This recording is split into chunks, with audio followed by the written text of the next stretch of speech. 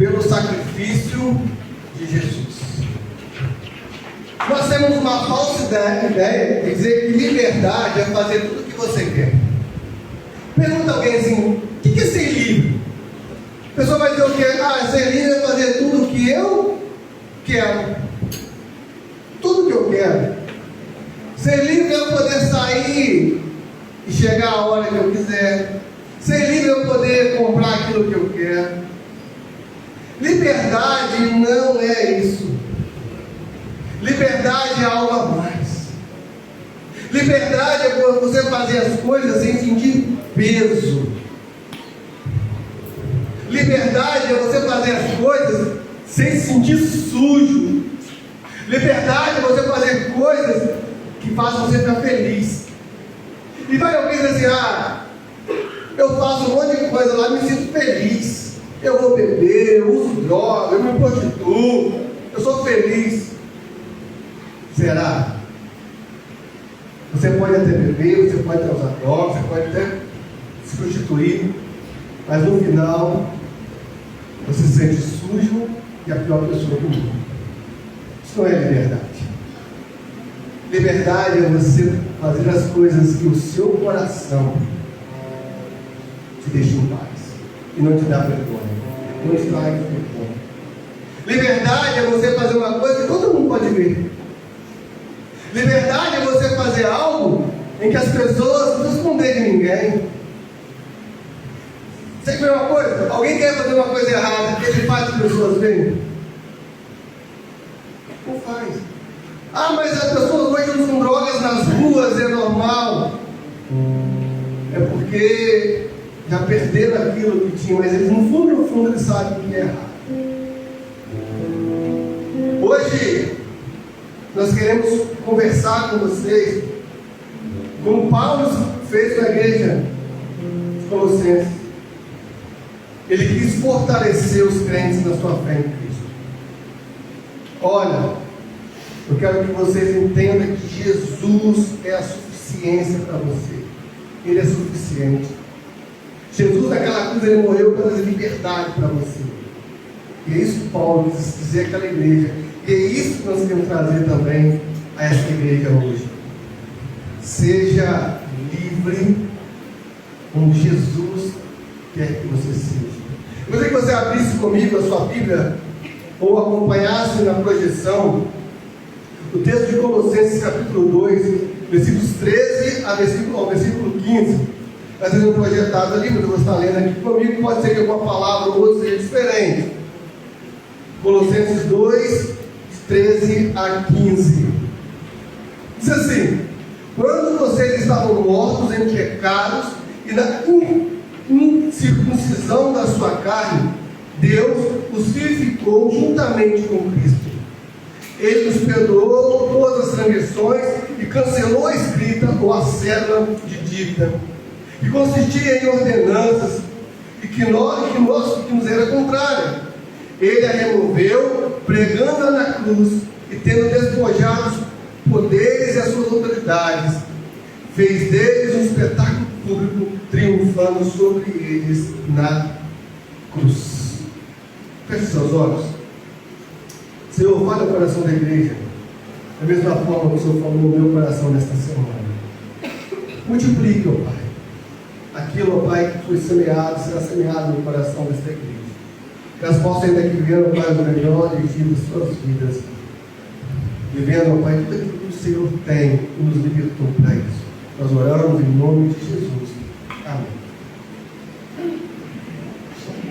No versículo 13, ele vai nos mostrar, irmãos, uma coisa muito interessante. Como é o homem sem Cristo? Como é a vida do homem sem Cristo? Mortos. O texto vai bem claro. Antes nós estávamos mortos. Mas pastor, como eu estou morto andando, falando, me comunicando, saindo do meu lugar? Paulo não estava falando de uma morte física, mas de uma morte espiritual. Paulo não estava falando de alguém que estava num caixão físico, mas num caixão amarrado pelo pecado. Quando quando ele usa o termo incircuncisão, é a separação. Lembra? Quando a pessoa, uma criança, um judeu nascia, ele tinha que ser circuncidado para mostrar que ele era judeu. Então nós temos que entender que uma vida sem Cristo é uma vida de mortos. Nós somos mortos sem Cristo. Eu já falei aqui na igreja algumas vezes, mas eu vou repetir. E não foi eu que inventei essa ilustração, eu vi e reproduzir na igreja. Se você tira um peixe da água, ele morre. Se você arranca uma árvore da terra, ela morre. O homem é o Espírito. Deus soprou o que era na narina do homem? O Espírito. Logo, o homem longe de Deus, ele está morto. Mas nós temos que entender que essa condição do homem é porque o homem quis. Ontem nós estávamos conversando com um grupo de jovens, e aí uma disse, eu acho, pastor, que Deus tem vergonha de mim. Deus está bravo comigo, Deus não quer nada comigo mais. Aí eu vou perguntar, mas por que você acha que Deus não quer nada com você? Não, pastor, a vida que eu estou vivendo, Deus não está se agradando dela. Deus se afastou de mim. Quando ela falou isso para mim, ela me deu uma brecha para conversar. Eu falei assim, não, foi você que se afastou de Deus. O pecado é a única coisa que afasta o homem de Deus, é o pecado. Da mesma forma, Deus está a uma decisão sua. Nós cantamos aqui ao erguermos as mãos, a um chamar. Vamos lembrar de Pedro caminhando sobre as águas? O texto diz que Jesus vinha caminhando sobre as águas, os discípulos viram Jesus, disseram assim, é um fantasma. Ele disse, não, sou eu, é Jesus, sou eu, Jesus. E Pedro falou assim, certo mesmo, permita que eu vá até o Senhor. E Pedro sai do barco e sai andando sobre as águas. E o texto é bem claro assim, Pedro começou a reparar onde? Na tempestade. Pedro tirou os olhos de Jesus e começou a olhar os seus problemas. E Pedro começou a afundar. Qual foi a primeira coisa que Pedro falou? Jesus. O texto diz que imediatamente Jesus pegou nas mãos de Pedro. Vocês acham que Jesus estava perto de Pedro? Jesus estava no primeiro socorro de Pedro. E assim, Jesus está conosco hoje. Jesus está tão próximo de você. Se você entender isso e dizer assim, Jesus, estou aqui. Mas o homem vai quebrando essa comunhão. O pecado não te permite ter comunhão com Deus. O pecado não te dá prazer ao lado de Deus. O pecado vai te esfriando, irmãos. Vai te matando. Nós estávamos aqui na segunda, né? Velando o Edinho. E aí, todo mundo triste. A turma estava triste. E a igreja estava um grupo de pessoas aqui, com aquele corpo aqui. Mas alguém tocou na igreja. Eles estavam o quê? Frio.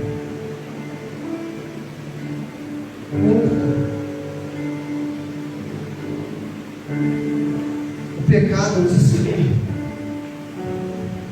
Tem pessoas que estão mortas dentro da igreja. Tem pessoas mortas dentro da igreja. Que vem à igreja. Que até entrega dízimo.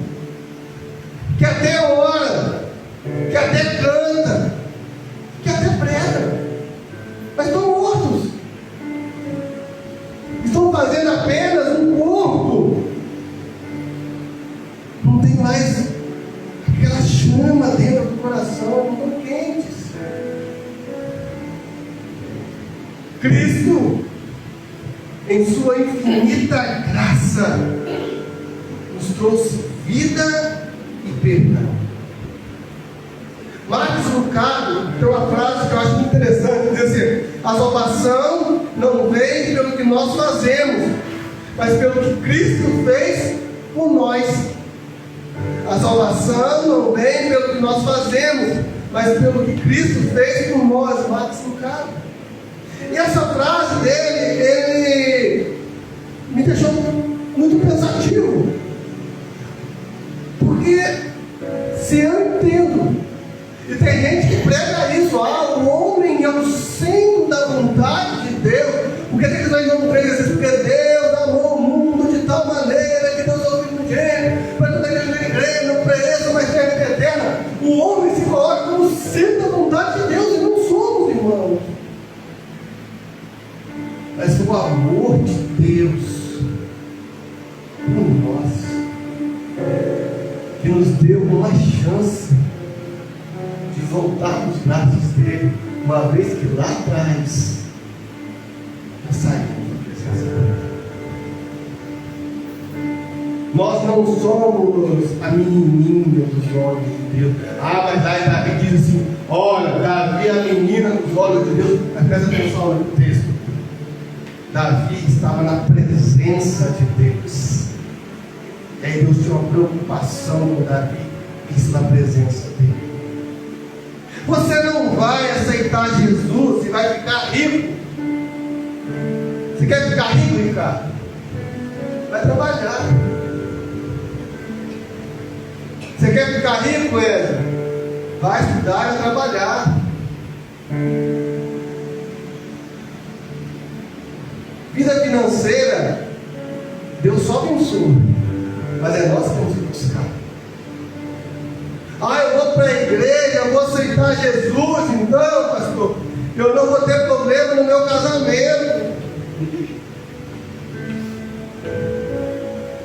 Vai nessa. Crê nisso. Não vai. Sabe como você vai decolar no seu casamento? O dia que você colocar realmente Jesus nele, porque discussões, diferenças, nós vamos ter. Pastor, eu vou aceitar Jesus agora e eu não vou ficar mais doente. Sabe qual é a doença que você não vai ter? No espírito. Porque a física nós estamos pagando um preço. Não tem como. A fatura vai chegar. Pastor, então por que eu tenho que aceitar Jesus então? Para você viver. A salvação, como Marcos Lucado disse, foi Cristo que fez por nós. E quando você entende essa condição, você começa a entender que Jesus, ele removeu a nossa dívida. E ele quer nos libertar do pecado. O que adianta, meu irmão, minha irmã, você que está aqui nos visitando hoje, está nos vendo na internet, você tem uma conta bancária cheia de dinheiro, e você não ter paz. Eu estava falando sobre isso na geral, sexta-feira, né? Falando sobre isso no geral, e com Elvis. O que adianta? É vazio, irmãos. É vazio. O que adianta você ter tudo que humanamente pode dizer e você ainda tem uma dívida com o pecado? Tem gente que está vivendo na terra achando que vai terminar aqui, mas a Bíblia diz que não tiver essa dívida paga, não tiver dívida do pecado, vai ter a segunda morte. E essa segunda morte não é você no caixão de novo, não. É você viver num lugar que é fogo, ranger de dente, sofrimento, tortura e mais coisinhas. Sabe aonde que é isso? No inferno. que adianta ter tesouros aqui e perder a sua alma? Mas a Bíblia diz também: se você acreditou em Jesus como seu Salvador, Ele removeu sua dívida, Ele te libertou, você vai viver num lugar diferente. Vai estar lá cantando santo, santo, santo é o Senhor, vai estar caminhando em rua de ouro, vai estar fazendo um monte de coisa, vai estar ao lado de Jesus. Chama-se o quê? Céu. Céu. Escolher céu e inferno não cabe a Jesus, cabe a mim, cabe a você. Porque no versículo 14 ele vai declarar que Ele removeu a nossa dívida. A cédula, ou como nós vemos lá, né? A cédula, que usa a expressão da cédula, ou a carta, ou a escrita, como você diz lá, ele é um documento de dívida, era comum, e hoje tem a letra, tem a letra promissória que nós assinamos hoje, agora nem sei se tem mais, foi baseado nisso aqui, uma cédula de dívida. O interessante, irmãos, é que essa cédula, ela representa todos os nossos pecados que nos condenavam. Todos os nossos pecados que nos condenavam. Quem participou aqui do encontro com Jesus, né? O primeiro encontro com Jesus da cruz, né? Onde nós não posso contar muita coisa, mas vocês entenderam o que era remover as transgressões na cruz, né? Porque Jesus disse o seguinte: olha, naquela cruz eu vou levar os pecados de vocês. Isaías dizia: pelas suas pisaduras nós somos curados. Ele levou sobre si o quê? As nossas dores, os nossos pecados, a culpa que era nossa, nossas transgressões, Ele levou sobre si. Ele cravou naquela cruz o seu pecado, o meu pecado, o nosso pecado, para nos libertar. E talvez isso que nós não entendemos, foi pago um preço pela nossa liberdade. Jesus, Ele anulou a nossa cédula de dívida naquela cruz. Jesus anulou aquela cédula. A lei se cumpriu. A lei em Jesus estava ali nos condenando. Aquela lei era condenação para nós. E Jesus, ao ser sacrificado naquela cruz, Ele disse assim: olha, eu estou levando todos os pecados sobre mim.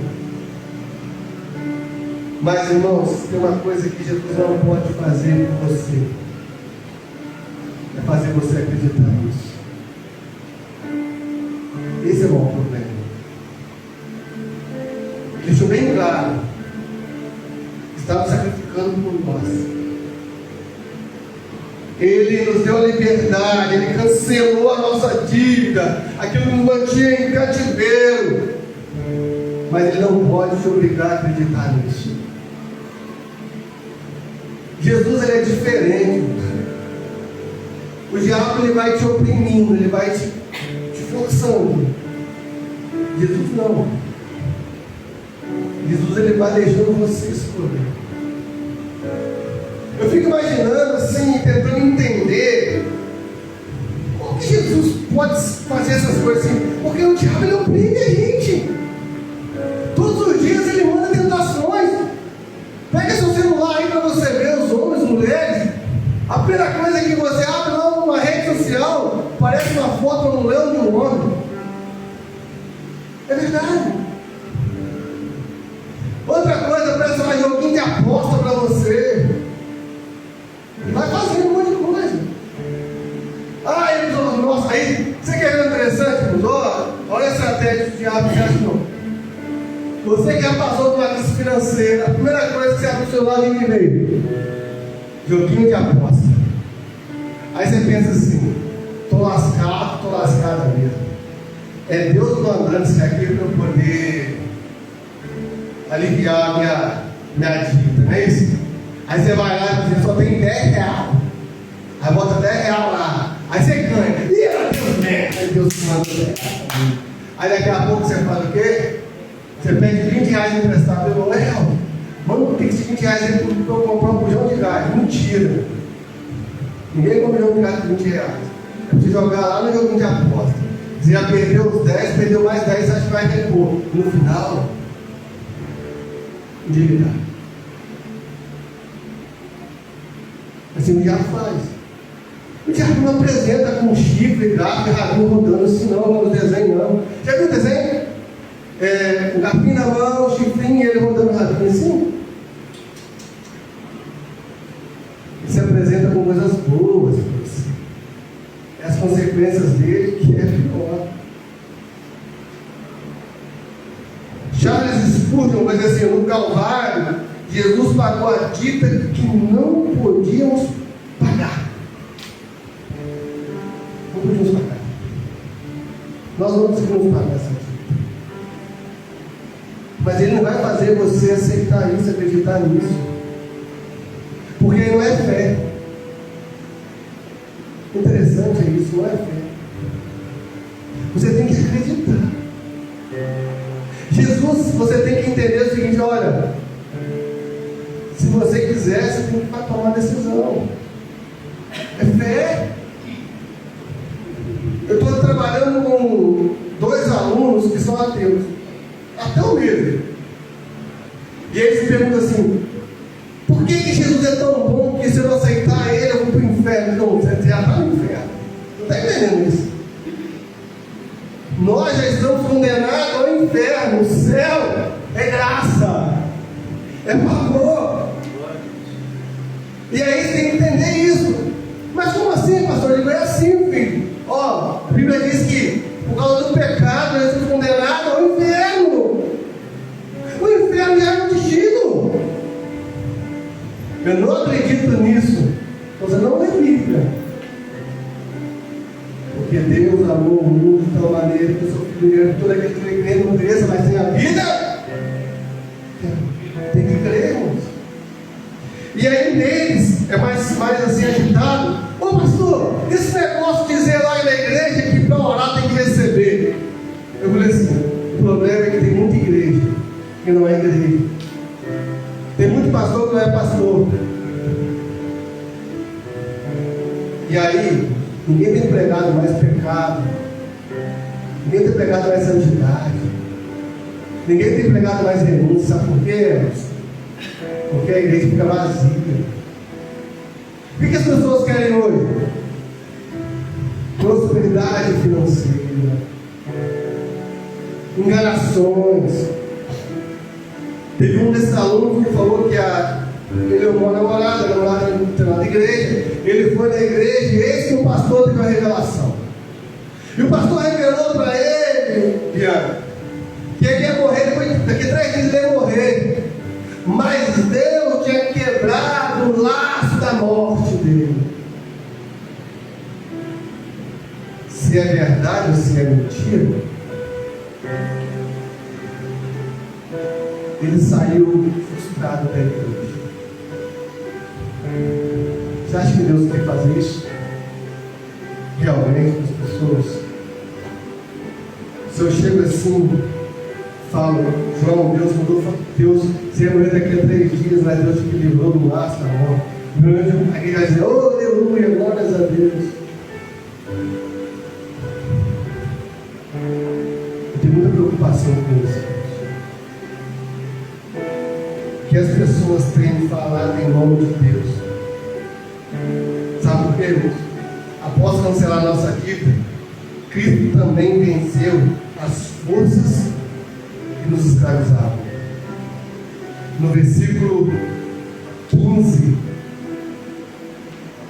há uma declaração da vitória sobre os poderes das trevas. Sabe qual é a maior revelação que Deus quer fazer para mim e para você hoje, nesta noite, perto da sua vida? Salvação, vida eterna, transformação. Essa é a maior mensagem.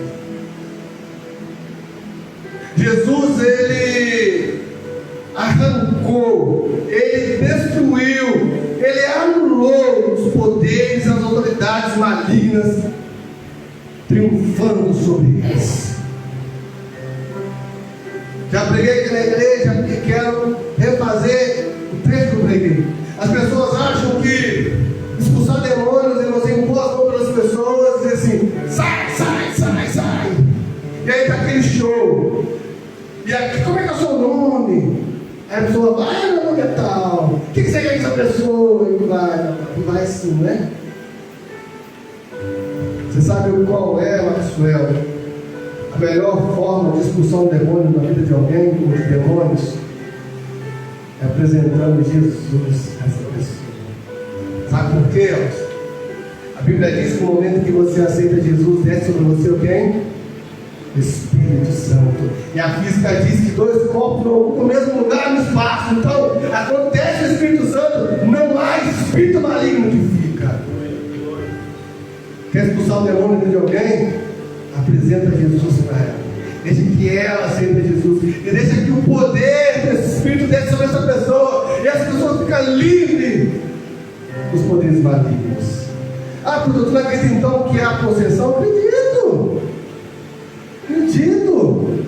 Que há momento disso, acredito.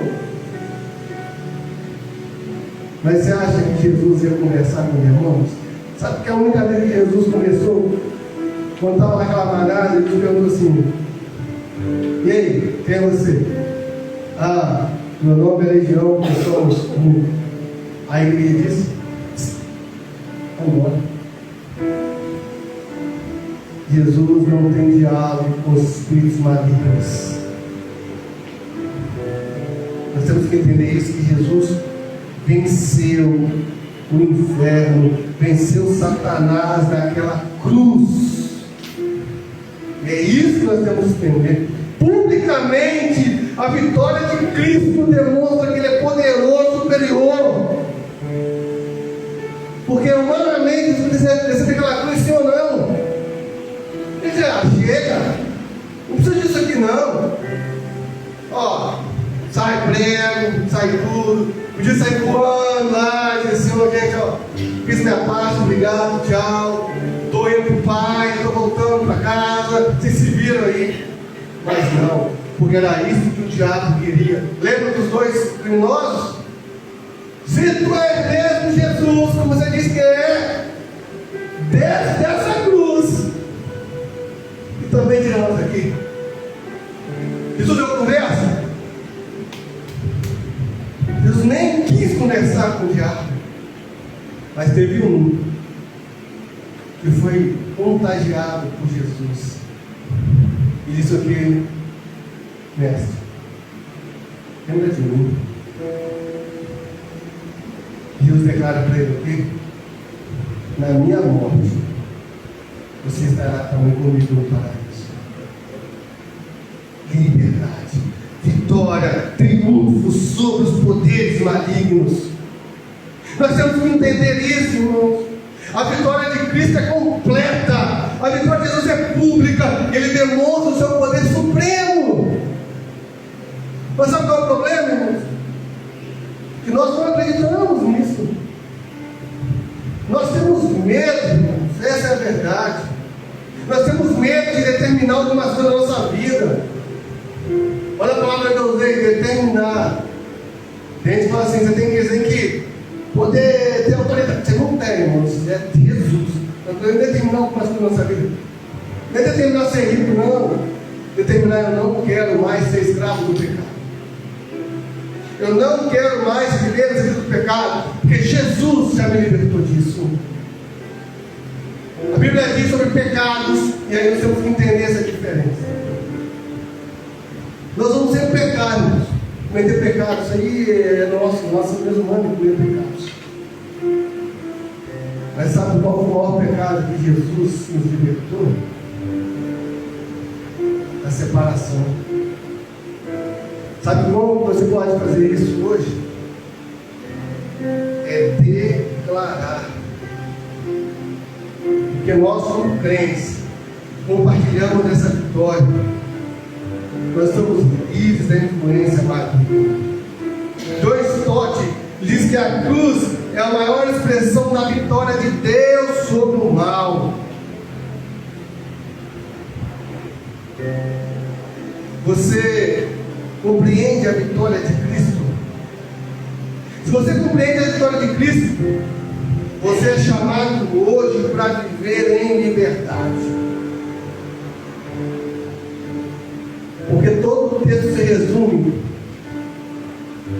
em algumas coisas. A primeira delas é: a liberdade em Cristo nos chama a viver uma vida de santidade e obediência. Vou repetir: a liberdade em Cristo nos chama a viver em santidade e obediência. Pastor, o que é ser santo? É ser separado, irmãos. Ser santo não é dizer que você não vai errar, não. Pessoas acham que eu sou santo, não vou errar. Não, você vai errar. Porque você é ser humano. Mas você vai ter uma voz dentro da sua cabeça que não é a consciência das pessoas dizem. É o Espírito falando com você. Está errado. Está fazendo errado. Porque a santidade é de obediência. É difícil ser obediente, né? O sim de Deus é muito bom, né? Ai, Senhor, Tu és maravilhoso. Ah, Senhor, tudo que eu te peço, o Senhor me dá, o Senhor atende. Ah, Senhor, que bom. Aleluia. Aí Deus fala não com você, o que você fala? Senhor, não, tenho certeza que estou dizendo não. Eu não estou entendendo que é não, tá, Senhor? Eu vou fazer porque eu sei que o Senhor vai. Você faz quebrar a cara. Aí você fala o quê? Ah, Deus, o Senhor não me ama, o Senhor não é bom para mim. Ah, Deus, por que eu estou na igreja servindo? Sabe qual é a pior da obediência? É quando Deus não fala nada. O silêncio de Deus também é resposta. Sabe qual é o melhor a fazer quando Deus está em silêncio? Espera. Esperei com paciência no Senhor. Obediência. Nós estamos aí prestes a iniciar a casa de fé. Eu fiz um cálculo aqui na igreja. Se 20 casas se abrir para poder ser casa de fé até o final do ano, nós vamos alcançar 80 pessoas só com 20 casas. Vai ser um facilitador da casa de fé. Pastor, você não começou ainda porque eu não senti a igreja. Eu não senti a igreja. E para fazer casa de fé tem que estar ligado a Deus. Tem que entender que você vai levar pessoas para sua casa. Está coisa destruída. Eu não senti essa igreja ainda com o coração para isso. Não somos mais escravos do pecado, mas servos da justiça. Tem uma canção, né? Diz isso, né? Eu não sou mais escravo do medo, né? Eu sou mais escravo do pecado. Você não é mais escravo do pecado. Porque Jesus já pagou um preço, já te libertou para isso. Mas por que você está gemado a Ele então? Tem pessoas que não é escravo, mas está preso ao pecado. Não se livra. Até já deu nome com o pecado já. Tem pessoas que têm pecado de estimação, que não consegue se livrar dele. Diz assim: Senhor, eu estou tentando, Senhor, eu estou tentando, mas não se livra. Bota o pecado para a cama. Troca o esposo ou a esposa pelo pecado. Troca o pai e a mãe pelo pecado. Troca o filho pelo pecado. Quando nós achamos, irmãos, que o pecado só tem a ver em coisas imorais. Ah, não, os pecados ou de dinheiro, ou relação sexual, aí é pecado. Não, irmão. Tem pecados que são pecados e vão dar sem pecado. Você quer ver o pecado que nós fazemos constantemente? E parece que as pessoas não se livram dele. É da mentira. Elas mentem tanto que até elas dizem a própria mentira. Mas a mentira sempre vai ser mentira. Então ele diz assim: uma mentira contada várias vezes, ou na verdade não. Mentira contada várias vezes é continua sendo uma mentira. Sabe essa mentira? Não está. Essa é presa nela. Pessoas que mentem para elas mesmas, não, eu não sou assim. É assim. É assim. E pessoas não até nome da mentira, não, é mentira santa. A mentira santa. Eu estou entendendo essa mentirinha que é uma mentira santa. A sua mentira vai te levar para o inferno. Essa é a verdade. Nós devemos proclamar essa liberdade, vivendo como testemunha do sacrifício de Jesus. Eu quero encerrar usando uma frase de Billy Graham. A verdadeira liberdade é encontrada somente em Cristo. A verdadeira liberdade é encontrada somente em Cristo. O sacrifício de Jesus nos trouxe uma nova vida, nos trouxe perdão, nos trouxe vitória. O sacrifício de Jesus nos libertou da morte espiritual, cancelou a sua e a minha dívida e derrotou todos os poderes malignos. E aí eu quero te fazer um convite nesta noite. Eu não sei se você está preso ao pecado. Eu não sei se você está vivendo uma vida fechada com o pecado. Mas existe uma palavra de Jesus hoje, um convite para você nesta noite, que é de entender a sua liberdade. Talvez você está aqui hoje, aceitou Jesus como seu Salvador, você frequenta a igreja, se batizou, já fez tudo, mas ainda está algemado ao pecado. Já não tem mais prazer em ter comunhão, já não canta como você cantava, já não ora como você orava, já não lê como você lia, já não escuta uma mensagem como você escutava, porque o seu coração está te levando para outros lugares. Está na hora de viver uma vida somente com Cristo e para Cristo. Não existe viver duas vidas, irmãos. Não tem como eu viver uma vida com Cristo e uma vida com o mundo. Não tem como eu viver uma vida na minha casa, uma vida na rua. Não tem como viver uma vida na igreja, outra na rua. Não pode ser assim. Não deve ser assim. Porque não tem como você agradar a dois senhores. Ou você vai fazer algo para Deus, ou vai fazer para o diabo. A escolha é sua. Ou você vai viver no inferno ou viver no céu. A escolha é sua. Ou você vai viver na mentira ou viver na verdade. A escolha é sua. Mas você pode mudar isso hoje. Você pode entender esse convite da liberdade. Quando você tomou a ceia, inicialmente, essa mensagem, você tomou assim, por que eu tomei a ceia essa mensagem? Porque eu não queria influenciar a sua atitude hoje. Eu queria que a sua atitude influenciasse você nessa mensagem. Vamos aqui tomar aquela ceia e pensar o seguinte: foi apenas mais um memorial. Foi apenas mais um momento. A ceia é um momento que diz uma declaração que Jesus vai voltar para buscar a igreja. E só vai subir a igreja que é livre do pecado.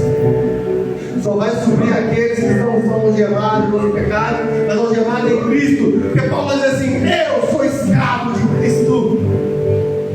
Os apóstolos dizem assim: eu sou escravo de Cristo.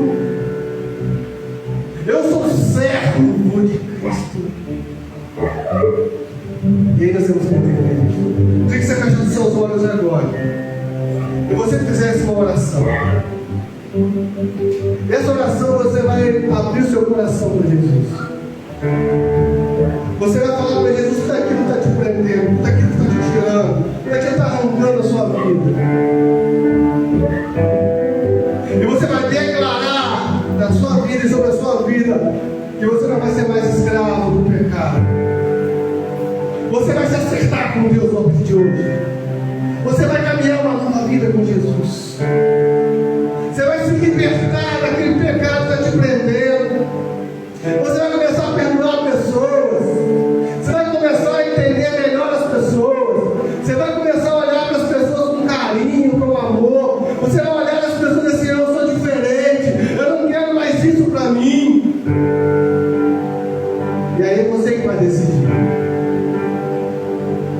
você que vai declarar. Eu quero te perguntar o que você está declarando na sua vida. A quem você está algemado?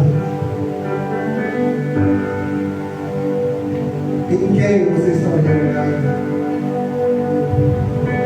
Abra seu coração para Jesus. Declare sobre a sua vida um renovo.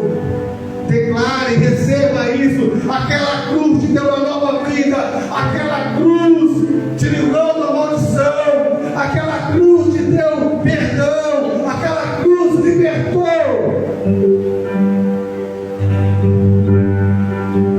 E disse: eu sou livre. Eu sou livre. Eu sou livre. Eu sou livre porque Jesus morreu naquela cruz por mim. Eu sou livre porque Jesus derramou seu sangue por mim. Eu sou livre porque Jesus carregou sobre ele os meus pecados, as minhas transgressões. Eu sou livre porque aquela cruz era para mim e ele carregou por mim. E eu reconheço isso. Eu acredito nisso. Eu creio nisso.